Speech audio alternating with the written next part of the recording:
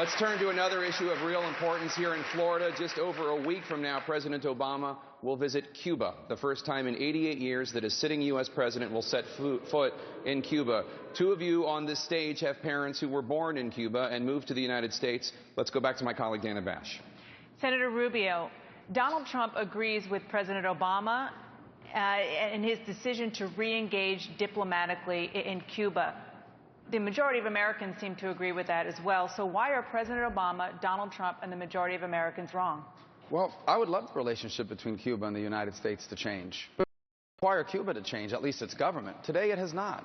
The fact of the matter is that after these changes were made,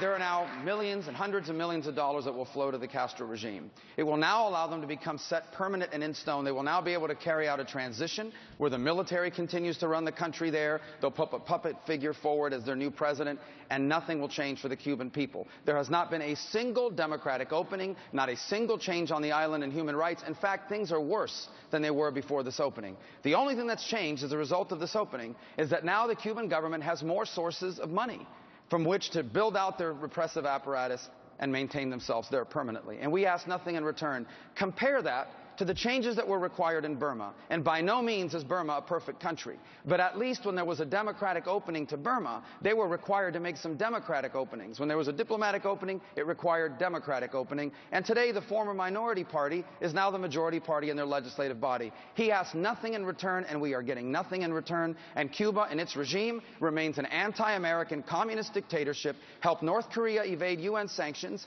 is harboring fugitives of American justice, including people stealing our Medicare money and moving back to Cuba, all in exchange for nothing. Mr. Trump, you said the concept of opening Cuba is fine.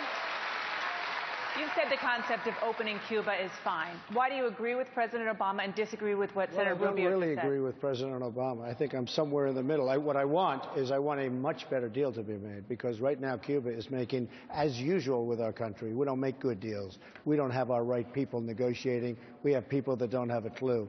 As an example, I heard recently where the threat was made that they want reparations for years of abuse by the United States, and nobody's talking about it, and they'll end up signing a deal, and then we'll get sued for $400 or $1 trillion. All that stuff has to be agreed to now.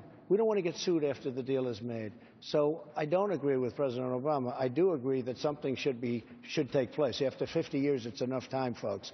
But we have to make a good deal, and we have to get rid of all the litigation that's going to happen. This was just a little story, but it was a big story to me, because they said, oh, here we go. We make a deal, then we get sued for a tremendous amount of money for reparations. So I want to do something, but it's got to be done intelligently. We have to make a good deal.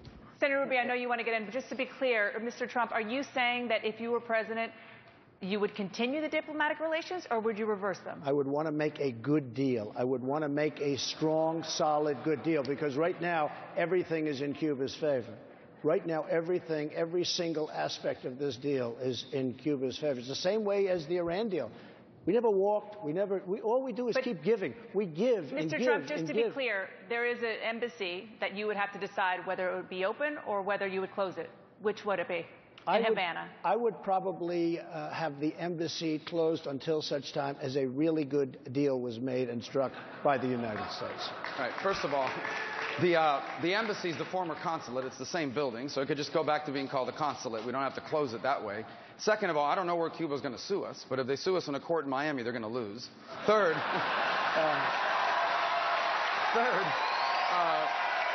on the issue of a good deal, I know what the good deal is. I'll tell you what the good deal now is already codified. Here's a good deal. Cuba has free elections. Cuba stops putting people in jail for speaking out. Cuba has freedom of the press. Cuba kicks out the Russians from Lourdes and kicks out this Chinese listening station in Bejucal. Cuba stops helping North Korea invade UN sanctions. Cuba takes all of those fugitives of American justice, including that cop killer from New Jersey, and send her back to the United States and to jail where she belongs. And you know what? We can have a relationship with Cuba. That's a good deal. Thank you, Senator Rubio. Senator Cruz, if you become president... Senator Cruz, if you become president, would you reverse